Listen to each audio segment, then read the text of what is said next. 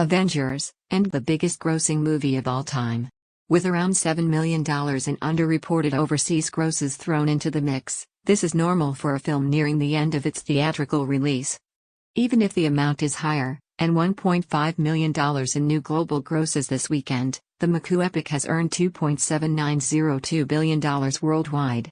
And barring some other weird new variable, it looks to end its ridiculous run with around $2.7935 billion global, or around $3.8 million more than Avatar's $2.7897 billion come from 2009 and 2010. But Endgame might not hold the record for long. It's not because The Rise of Skywalker, Frozen 2, Fast and Furious 10 or Jurassic World 3 is going to take the title. We may never see another new blockbuster that pulls this kind of money here and abroad. I guess a theoretical Avengers 5 which teams Black Panther, Valkyrie, Captain Marvel, Spider-Man, Doctor Strange, Wolverine and Shang-Chi, among others, to stop Doctor Doom and Galactus from destroying the world, could take a shot at the title. But considering how streaming, as opposed to theatrical movie-going, is becoming the preeminent means of consuming filmed entertainment, I'm inclined to argue that Avengers Endgame was one last hurrah. No, Avengers 4 might lose its title because Avatar might take back the title within the next 2 years. Since Disney bought Fox, Disney now owns the Avatar IP. That means the sequels are now their problem and their challenge.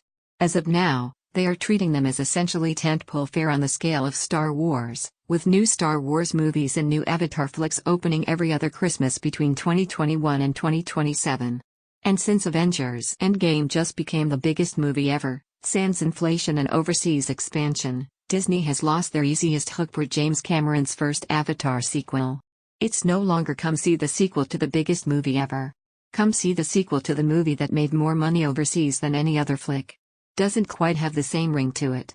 Disney knows this and is going to make it a priority to make sure folks care about and are curious about returning to Pandora between now and December 20, 2021. And what's the easiest and most likely way for Disney to remind folks how much they enjoyed Avatar when they first saw it in 3D and or IMAX 3D? Well, that would be a wide, or at least targeted, theatrical reissue before the sequel opens in theaters.